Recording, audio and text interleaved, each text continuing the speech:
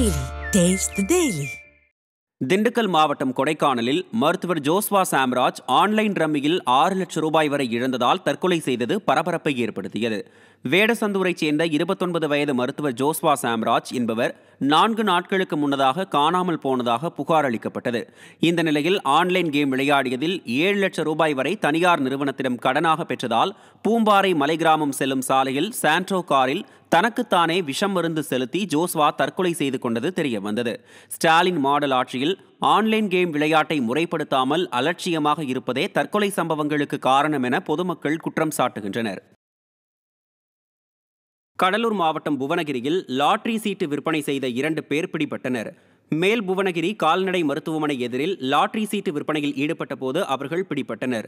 விசாரணையில் அவர்கள் புவனகிரி தாதம்குளம் தெருவைச் சேர்ந்த 62 வயதான அந்தோணிசாமி மற்றும் மேல் புவனகிரி ஈஸ்வரன் கோவில் தெருவைச் சேர்ந்த 42 வயதான சுமன் என்பது தெரியவந்தது.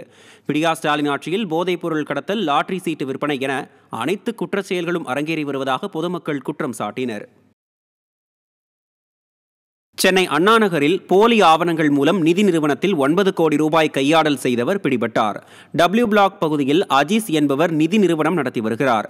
இவரது நிதி நிறுவனத்தில் கணக்கு வழக்குகளை பார்த்து வந்த பாடியைச் சேர்ந்த பாலாஜி என்பவர் கடந்த சில மாதங்களாக சரிவர பணிக்கு வராததால் உரிமையாளர் அஜீஸ் கணக்கு வழக்குகளை ஆய்வு செய்துள்ளார். அப்போது பாலாஜி நிதி நிறுவனத்தில் சுமார் 9 கோடி ரூபாய் வரை முறைகேடுகளில் ஈடுபட்டது தெரிய வந்தது. மேலும் உடன் பணியாற்றும் பெண்ணிடம் 15 சவரன் தங்க நகையையும் வாங்கிக் கொண்டு தலைமறைவானார். அஜீஸ் அளித்த புகாரின் பேரில் தூத்துக்குடியில் தலைமறைவாக இருந்த பாலாஜி பிடிபட்டார். ஸ்டாலின் ஆட்சியில் காவல்துறை மீது சிறிதும் அச்சமின்றி குற்ற சம்பவங்கள் அரங்கேறி வருவதாக பொதுமக்கள் குற்றம் சாட்டுகின்றனர்.